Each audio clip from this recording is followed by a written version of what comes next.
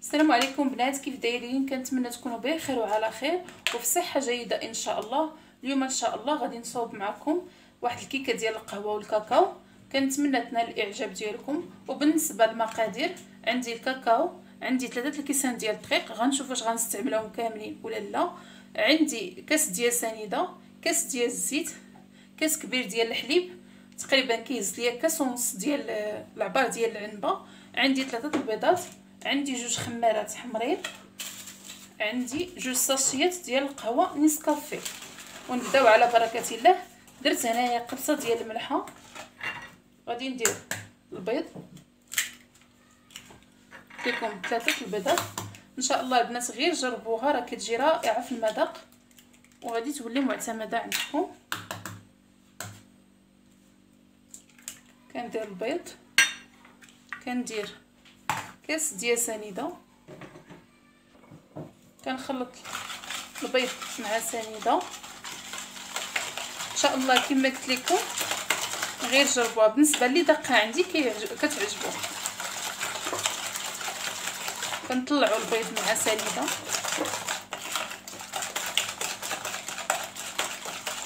ما تنساونيش البنات من التعاليق ديالكم واللايكات ديالكم. في هذا الاثناء كندير القهوه مع الحليب باش تذوب ليا القهوه مع الحليب.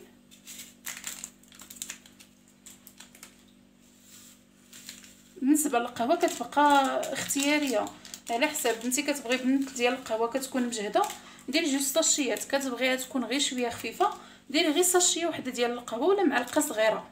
بالنسبه اللي عنده القاعه ديال نسكافيه دير غير معلقه صغيره. حركوهم، كنخليوها تذوب ونكملوا توجد الكيك. نطربوا البيض،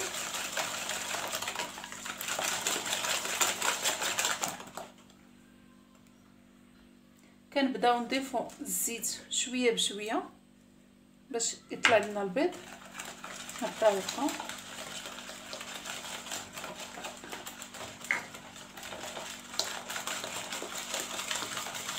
حنا كنطربوا وحنا كنضيفوا الزيت. من الاحسن البنات البيض يكون خرجتيه من الثلاجه من قبل باش تجيك الكيكه ناجحه.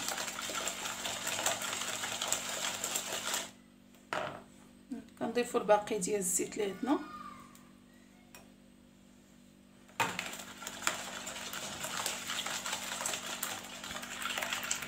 هانتوما البنات من بعد ما طلعت البيض كنضيف هذاك الكاس ديال الحليب اللي درت فيه دوك 2 شاشيات ديال نيسكافيه. كما قلت لكم البنات هذا الكاس عندي شويه كبير، كيهز ليا تقريبا كاس ونص ديال العنبه.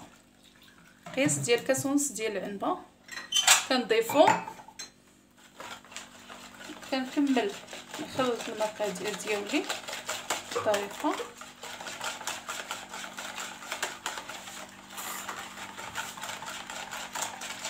من بعد كنضيف معلقه كبيره ديال الكاكاو،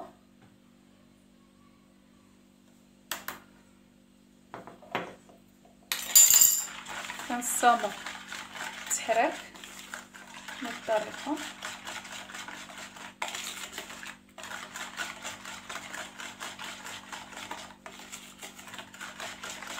ان شاء الله البنات غير جربوها غادي تجيكم ناجحه وغادي تنال الاعجاب ديالكم.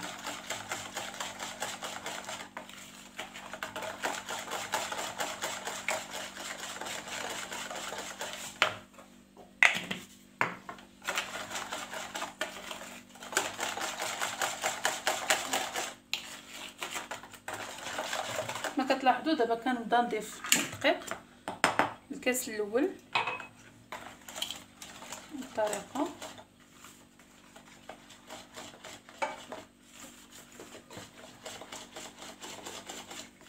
غادي نضيف الكاس الثاني وغادي نضيف 2 خمارات حمرين ديال الحلوه.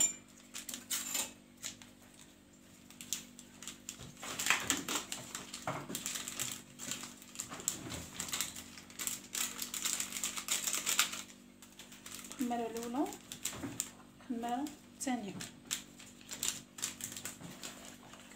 كنكمل نخلط الخليط ديالي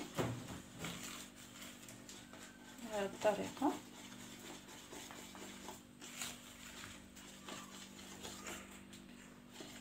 ما قلت لكم كنكمل تحرك. الا بانت لي خاصها مازال دقيق راه غادي نضيف دقيق. كنخلطوا الخليط مزيان باش يتجانسوا عندنا العناصر. غادي نضيف دقيق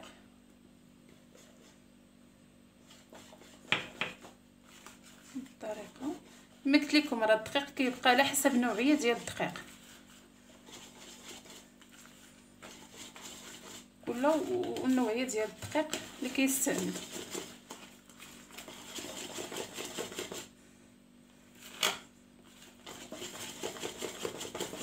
كتلاحظوا البنات صافي كيبقى القوام ديالها، يعني استعملت 2 كيسان ونص ديال الدقيق. خلطوا مزيان. دابا البنات كناخذ المول ديالي اللي ديجا دهنته بالزبده والدقيق، كنخوي الكيك ديالي، كنحاولوا نطلعوا يدينا شويه الفوق ونخويو الخليط ديالنا.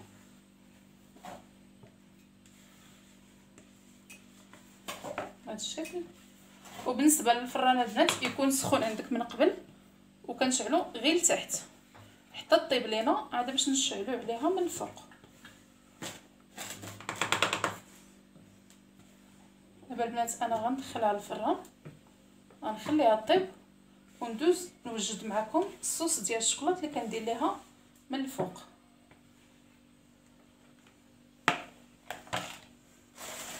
كنحاول نقادها بهذه الطريقه.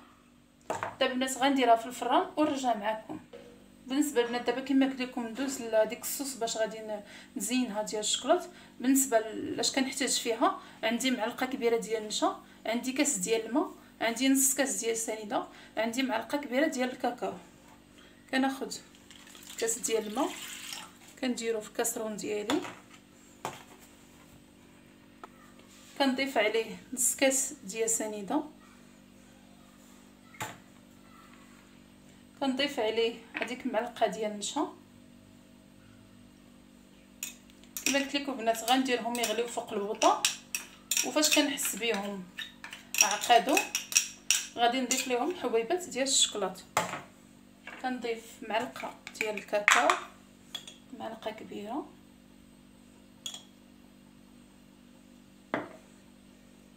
كنخلط العناصر مع بعضياتها تذوب ليا على البارد. هانتوما البنات شعلت عليها البوطه تغلي، كنبقى مستمره في التحريك حتى كيعقد عندي الصوص ديالي.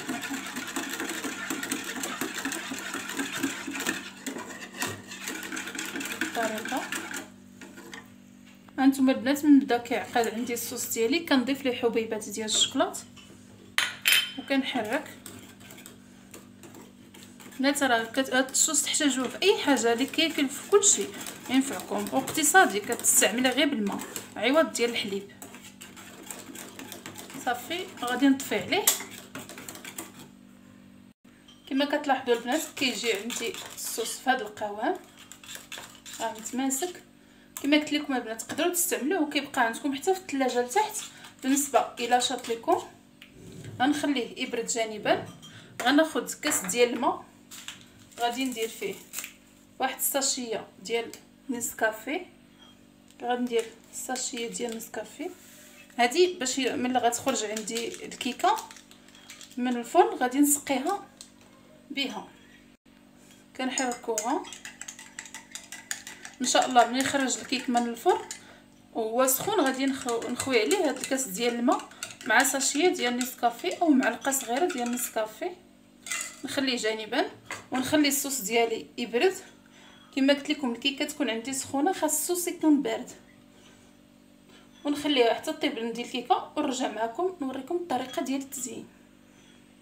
هانتوما البنات من بعد ما خرجت الكيك ديالي من الفران كما كتشوفوا هاد الحبيبات هنا راه ما غربلتش الخميره، يمكن كانت بارده داكشي باش درت ليا هاد الحبيبات. كنثقبها بهذا الشكل بالموس باش تشرب ليا السقوه.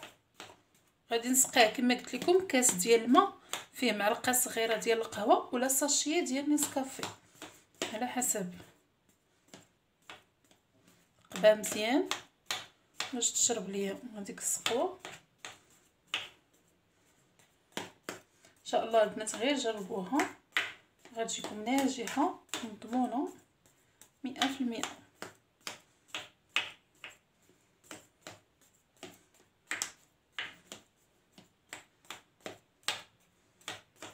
كتلاحظوا دابا كناخذ هذاك الكاس ديال الماء اللي درت فيه الساشيه ديال نسكافيه وكنبدا نسقيها. كنحاول نسقيها من جميع الجوانب بالطريقه. راه ما تخافوش راه كتشرب السقوه بالطريقه كما كتلاحظوا. غادي نخليها شويه تشرب وباش ندير لها الصوص ديال الشوكولا. هانتوما البنات من بعد ما خليتها شربت ليا السقوه كناخذ هذيك الصوص الشوكولا ديالي كما كتشوفوا راه كتجي عاقده كما قلت لكم. الا شرط لكم كديروها في باطه وديروها في الثلاجه لتحت راه كتاخذ عندكم تقريبا تقدر تبقى عندكم مده اسبوع نتوما كتستعملوها. كناخذ كما كتلاحظوا كتجي على هذا القوام. كناخذ وكنبدا ندير فوق الكيك ديالي بهذه الطريقه. نحاول نبسطها فوق الكيك كما كتلاحظوا. كما قلت لكم راه كتجي رائعه في المذاق. ان شاء الله غير جربوها غتعجبكم وغتعجب وليداتكم.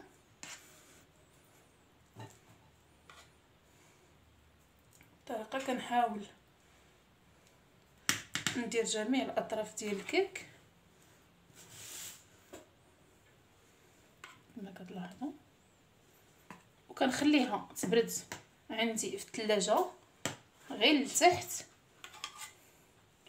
ومن بعد كنزينها بواحد بيمو ديال الباستا كما قلت لك طونيك بالنسبه اللي متوفر عندك بيمو باستا. كيبقى تزيين اختياري. بغيتي ديري لها كوكو مهرمش بغيتي ديري شويه ديال الكوك بالنسبه اللي متوفر عندك.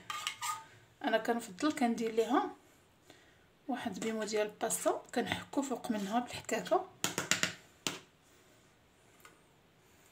كما كتلاحظوا. كنحاول نوزع داك الشوكولات منها كامل بالطريقه.